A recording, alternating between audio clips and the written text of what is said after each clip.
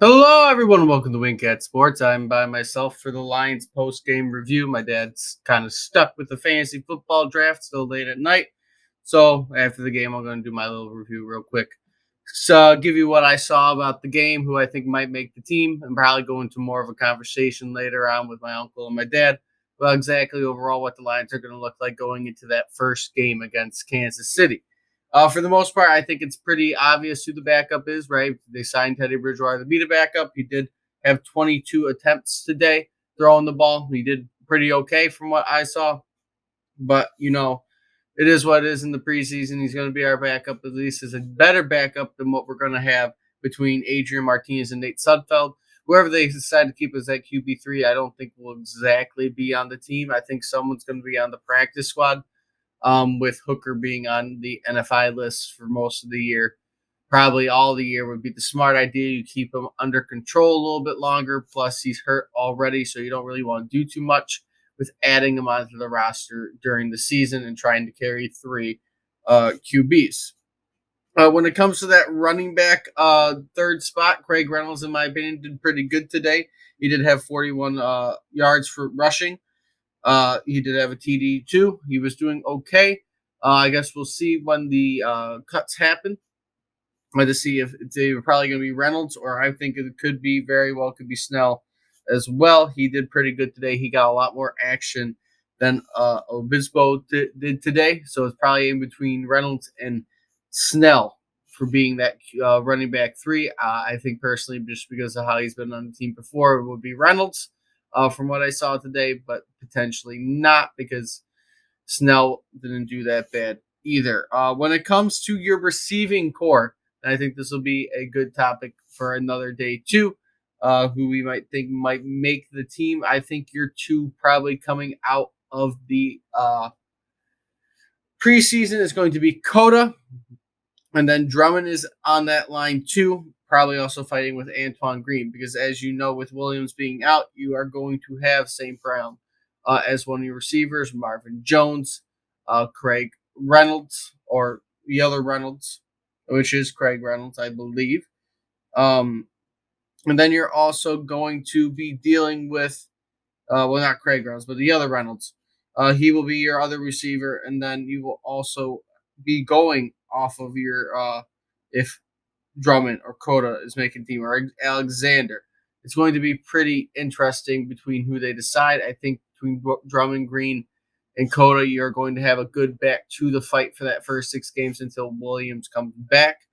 Otherwise, most of the other guys might be ending up on a practice squad or just being cut, sadly.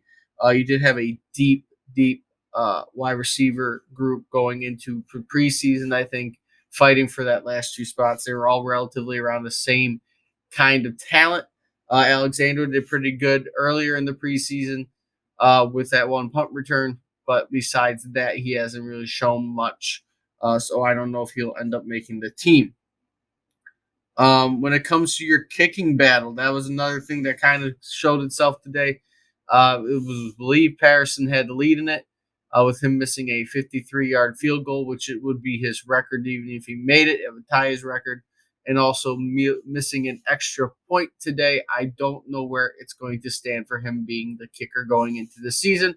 Again, it'll be another thing whether they want the accuracy or the power. With you missing an extra point in the preseason while you're in a kicking battle, I don't know how much that is going to help your situation. Uh, with that being said, I don't really remember seeing much of Romo today, so maybe they are leaning more towards Patterson, and this won't really affect anything. There's another thing we're going to be seeing once they make those cuts. If they are still leaning towards Patterson, it's likely just because he played today and not overall off of his performance in the preseason. Defensively wise, people who stood out today, Stephon Gilmore, he did really good today, had that interception at the end of the game for a touchdown. He kind of stuck out a little bit. Khalil Dorsey did pretty good on a couple kick returns, so he might end up making the team as potentially some special teams to help with that, along with Reynolds being on the special teams. I didn't really see much otherwise going on. Wasn't much. I saw Aquara get a little bit beat a couple times with Bryce Young. Bryce Young did look pretty good, I would say, with his legs. He's still a rookie, right? He still has some time to mature, but he ran at a few good moments, which kind of made our defensive line kind of get juked out at times. And he had a really, really good day. Bryce Young did run on us for a good amount of yards. He rushed on us for 21 yards. And from not really knowing he only played half the game, that's not that bad. So he was running on us pretty well, in my opinion, running at the right time for the most part. What otherwise, I didn't really see much takeaways besides those. Right, I think it is going to be an interesting uh, week and a half as we get into the cuts and figuring out what kind of team we are bringing to KC and exactly how we are going to go about it. I do feel kind of confident in the team we got. Defensively, there's not going to be much changes from what you already know. It's just with those backup players fighting for spots. Uh, like the Aquara brothers, we'll see where they end up on the team. Where exactly the line goes for your offensive lineman, who's going to be your backups. Because besides your starting offensive line, I think outside of Sorsdal, you're not really going to have too many people I have confidence in helping your offensive line from what I saw in the preseason. They let a lot of holes with the defenders and getting to the quarterback, especially on that second game. You weren't Teddy Bridgewater was running for his life.